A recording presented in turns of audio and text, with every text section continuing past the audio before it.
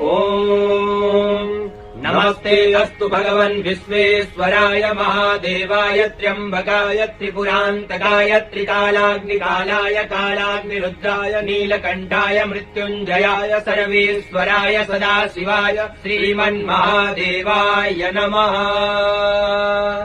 ॐ नमस्ते अस्तु भगवन् विश्वेश्वराय महादेवाय त्र्यम्बकाय त्रिपुरान्तकाय त्रिकालाग्निकालाय कालाग्निरुद्राय नीलकण्ठाय मृत्युञ्जयाय सर्वेश्वराय सदाशिवाय श्रीमन्महादेवाय नमः। ॐ नमस्ते अस्तु भगवन् विश्वेश्वराय महादेवाय त्र्यम्बकाय त्रिपुरान्तकाय त्रिकालाग्निकालाय कालाग्निरुद्राय नीलकण्ठाय मृत्युञ्जयाय सर्वेश्वराय सदाशिवाय श्रीमन्महादेवाय नमः।